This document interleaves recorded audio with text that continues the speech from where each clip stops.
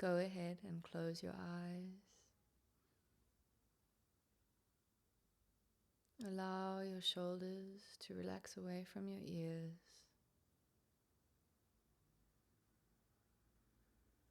Allow the muscles in your face to droop down.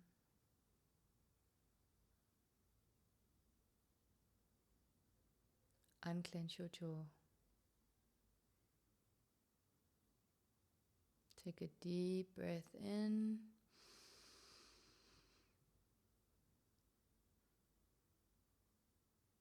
Exhale.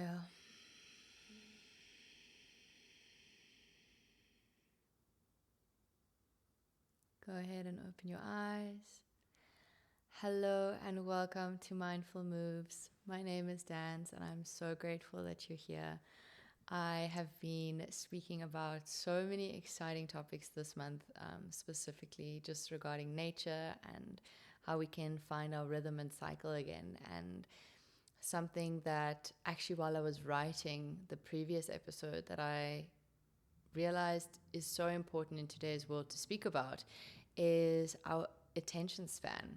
And we speak a lot about how life is this beautiful gift, and if we go back to the root of it, we realize that, going back to what we've said, that your day is your whole life, basically, because that's where you are, that's your present moment. And so much of our day and our present moment has been shortened because our attention spans have really taken a hit with all the products around us and technology and so many things that can monopolize our attention. And I want to speak a little bit about it so that there's understanding as to what is kind of going on in the brain and how we can move forward and find a solution that works best. I want to start a bit about talking in general how it feels for your brain to be so busy all the time.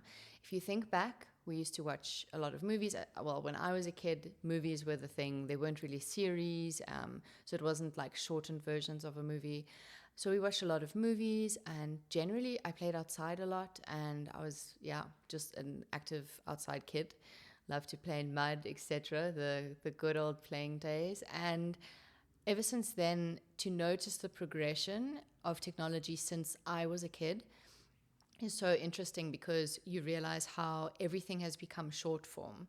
So we moved from movies, we moved over to series, and from there, excuse me, as you would know, we've got longer form content now, which is in the form of YouTube.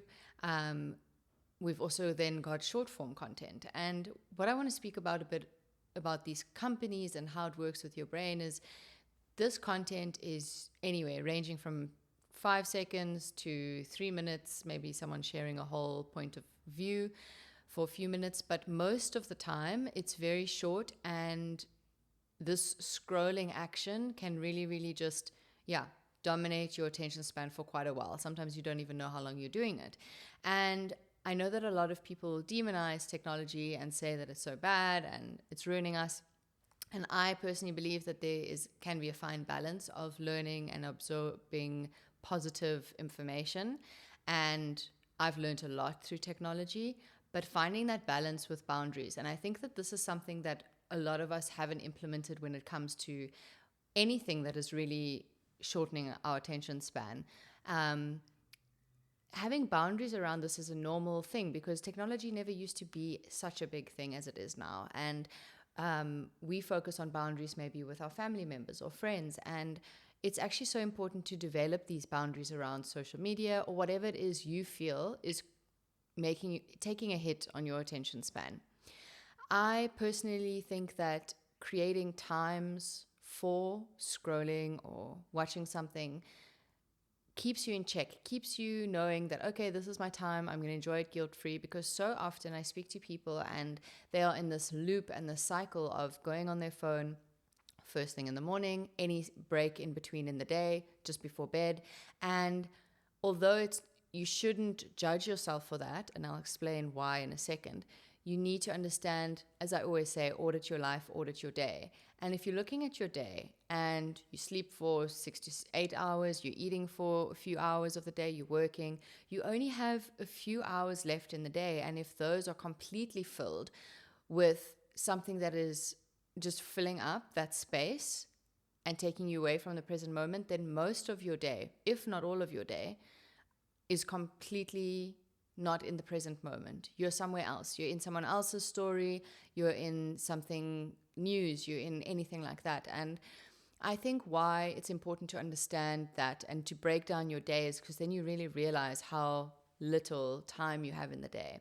You realize that we have so many dreams, hopes, goals, that it would be impossible to achieve these if we stay in that type of cycle. Now, I know that this is not the case for everybody. Some people are severely affected by it. Some people have healthy boundaries around it or have developed a system.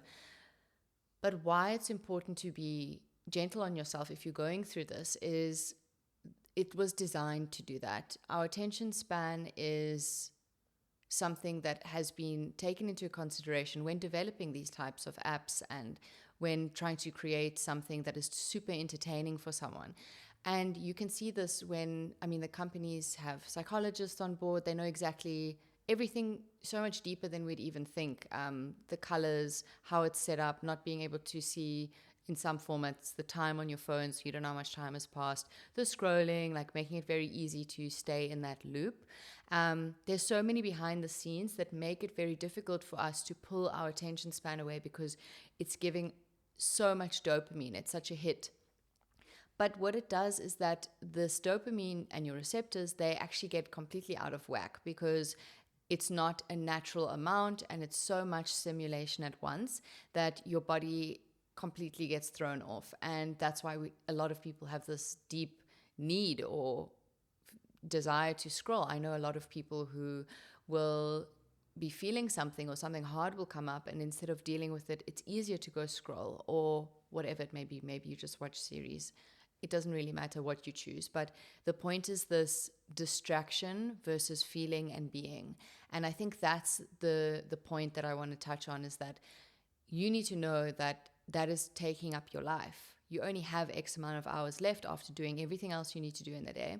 And if you want to do anything that means anything to you, you're going to have to put aside time for that. And that means the sacrifice of not being on your phone or not watching a series and embracing your feelings, feeling what you need to feel. Now, obviously, this isn't easy, especially if you've become accustomed to doing this. It becomes such a quick response. We have a lot of us carry our phone with us all the time. We don't ever take breaks. We never switch it off. We're constantly available. There's a lot of things with this that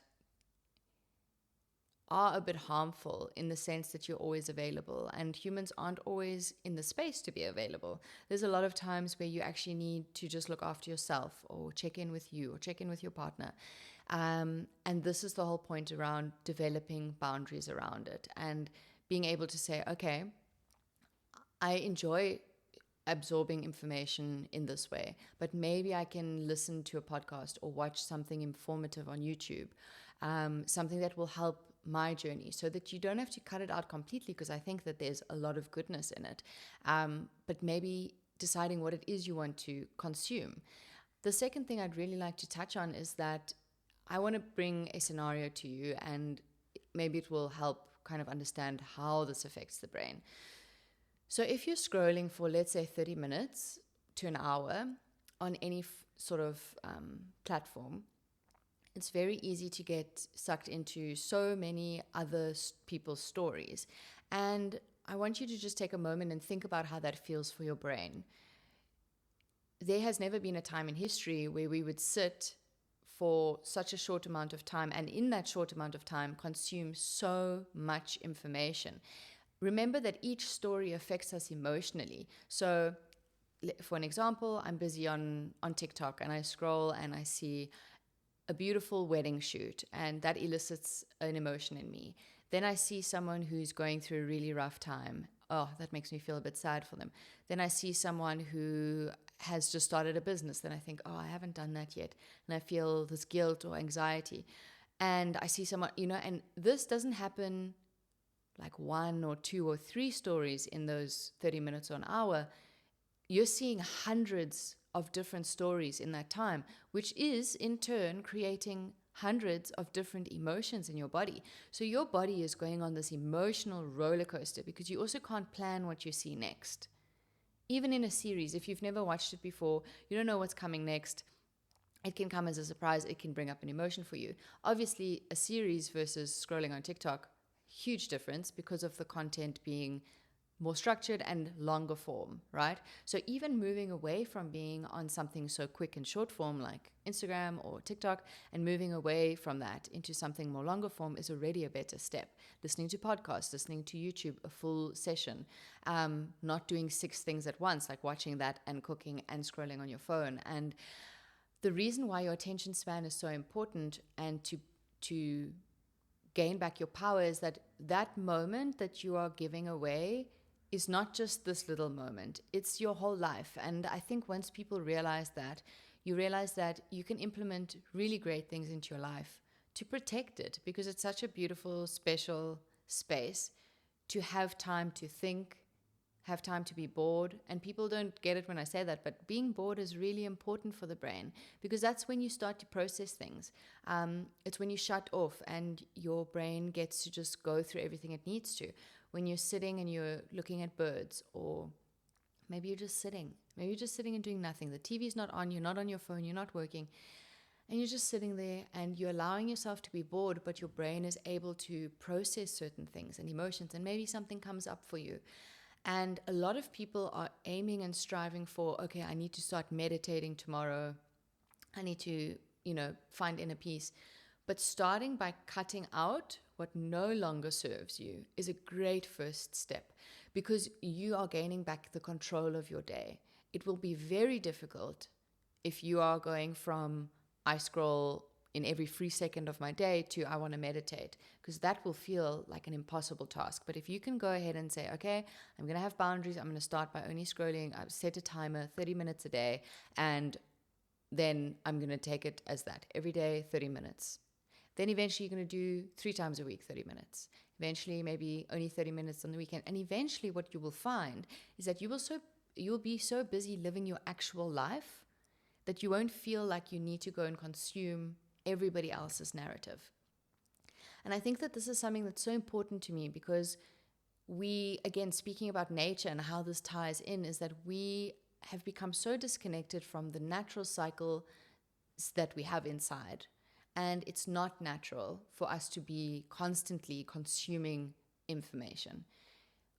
We are so, so beautifully designed in whatever way you believe in. You're so magical. The fact that your body exists is still a miracle to me. Like everything that it does, the brain, the processing, but we don't give it time, and we don't give it the space and the respect that it deserves, because we constantly are taking in extra information. And in the beginning, it can feel very hard to pull away from that. But I want you to understand that there's no judgment around this. It's not your fault that you're in the situation right now if you were not aware. But now that you are aware of it, now it's your task. It's your responsibility to say, okay, I'm aware of how this makes me feel, because I can guarantee you that scrolling on your phone for an hour doesn't feel anywhere as good afterwards. It may feel good in the moment, but delayed gratification is key here. Maybe you don't feel like going and doing exercise. In the moment, it doesn't feel as rewarding as scrolling does. But afterwards, if you look at the after effect of both of those, after going on a walk, after going exercise, after going to sit in nature or for a swim in the ocean, you will have a good feeling inside. It will feel a natural feeling, because it's human. And after scrolling for an hour or so, I can say from personal experience, you'll feel anxious. You'll feel like a lot is going on. And it makes sense, because now I've just described to you how the emotional roller coaster happens, because you are taking in so much information and so many stories. And they hook us in. That's the whole point, is that it really, really pulls you in. So practicing non-judgment here is super key. And why I tie in nature is not only because of our natural rhythms, but because of just maybe using nature as a way to change up your routine. spending time in nature. Maybe a lot of people will watch something when they're eating lunch or dinner or breakfast. Maybe you just change that. Maybe when you're eating your meal, which usually only takes 5-10 minutes, just sit. Be a bit bored. Focus on how your food tastes. Be there and take back your power, because I think that a lot of people are seeing it as, well, it's very entertaining. This is how I like to spend my time. But actually, you're giving away so many precious moments of your life. And like I say, I have a place for technology in my life because I love it, and I love that the benefits and how it connects us and can create this. The fact that I can sit here and speak to you and other people can watch it anywhere where they are in their journey, that is magical. But I don't even have to describe to you. You know the feeling that I'm talking about, the feeling where you've rotted away, you've just scrolled, or you've been watching something for days, binge watching. That doesn't feel good. Don't judge yourself for it, but put in a structure to help you. So often we say, oh, I wish I would scroll less. Or I wish I would not watch series. I wish I'd actually learn how to play the piano because it's a lifelong dream of mine. So put in a structure. Help yourself achieve that. So often we don't even help ourselves. We don't put ourselves in the best situation to grow and learn. And of course, there will be days that are harder and maybe you fail. But that's okay. You pick up and you keep going, because at the end of the day, we are not just speaking about not going on the internet. We're speaking about how precious life is, how you get this glimmer in your human experience, and it's really a choice what you just decide to do with it. A lot of the time, and I can speak from personal experience, at one point in my journey, I was absorbing so many people sharing in similar way that I am about, everything that they thought, or the brain and healing and the processes and tips, because I felt like I needed help. I needed so much help. But at the end of the day, it served its purpose. But at the end of the day, what I really needed was to feel and to be present and to be able to set aside time to do something like this, something that I've always wanted to do, instead of waiting and absorbing and saying, okay, one day I'll be ready. One day I'll stop. It's your life. And I think so often we are so easy to blame and to say, well, they made it so addictive. Yes, they did. They made the internet, they made TikTok, they made whatever it is very addictive for a reason. But that doesn't mean that you can't change your behavior. Two things can exist at once. It can feel very difficult, but you can also put in the work and the hours to do it. And like I say, the small shifts are the ones that really work. Being able to take a step back, say, okay, how can I slowly begin to change this? Because remember, the brain doesn't like an immediate huge change. It wants it slow. And I really recommend doing this. Take a second, see how you can implement something else in that moment. You don't have to cut off every form of social media or short form content.